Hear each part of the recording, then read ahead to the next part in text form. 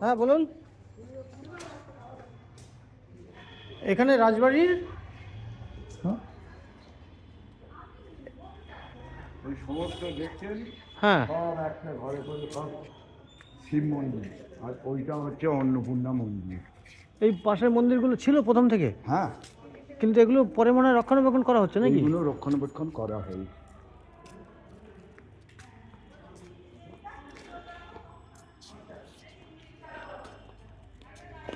এই কামানটা কি প্রথম থেকেই না পরে? একদম প্রথম থেকে এই কামান নবমীর দিন মোষ বলি হবে, 4 দিনে 4টে, মানে টোপ হবে, সপ্তমী অষ্টমী নবমী দশমী।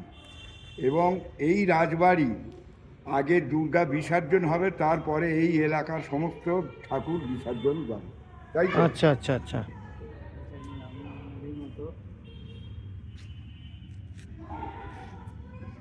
শিব ঠাকুর, হ্যাঁ শিবলিঙ্গ।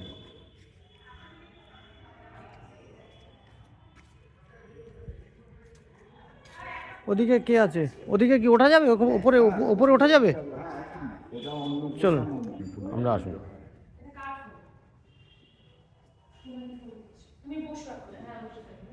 এইখানটায় পুজো হয় তাই তো? এই তো, এটা কিসের মন্দির? এটা হচ্ছে অন্নপূর্ণা, ওই তো হ্যাঁ। শিব আর দুর্গা হ্যাঁ। ভিক্ষে চাইছে। ও পাখি। শিবলিঙ্গগুলো হ্যাঁ। সব কোষ্ঠী পাথরের, আচ্ছা। সব কোষ্ঠী পাথরের শিবলিঙ্গ।